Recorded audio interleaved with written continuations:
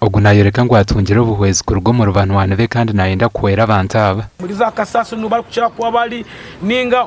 umubije bitawire niho bari kurara nibo bana mutucya kubona bari kuguza za scrap ebyoma na nebindi bari kurundo kuba ukubabaho erijena ngo no kweyiya bari kurundo kuba yeyiya so tukakitandika konka kikatandikaho kaleho ubu nabembya heru ndi kushoma ebikwatirine na n'obutumwa bw'ekereziya aza kunarebira ubutumwa obu Yezu Kristo yakozire na munonga bw'abantu ababene babona ari kuzo mu bantu nanye cyanyijamu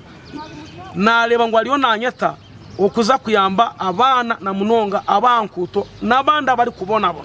Father Baregeya nayoreka ngo ayorekerire gukora ibintu bingi bitu nayija kubasobwo yahagirwa abantu batari bamwe na bamwe banywani banje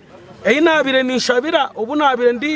ndi Roma Itale banyamba bija batwa miliyoni 85 twagura itaka eri twemerire matiya mwenere itaka twena ngo twayenze ngo tudyombeke kugira ngo yaba senta yaba bana iba ituru kubasa kubabuganira tukaganira nabo nangwa naba bandaba abare kirebe byabe nibateganisa enjagane nazagama nebindi babone mirimo yo gukora some projects project yo kora pavers turakora pavers na blocks turegesa abana tunakwegeza kutandika kora candles ebyarani so turashaba abantu mutuyambe turuge mugeje imbere ya street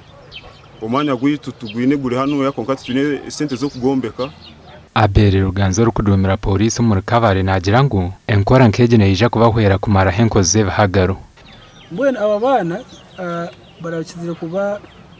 ikizibu cy'amani ari security yiti yakabare mpikire hano tukakwata abana 16 tubakwata tubatwara mu koti babacyagiye basavinga barugaye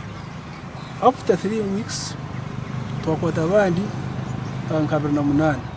nabo bagenda basavinga konkanye na mutima na agent abantu mutora batora mu koti baravuganira yo abandi abarakore bihagaro berakira aho for example zo kushanga yabisi barimo harden nabo hata bakaba kuinteractinga baraganira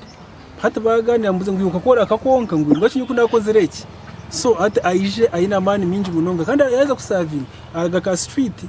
gasha kwa Job namanya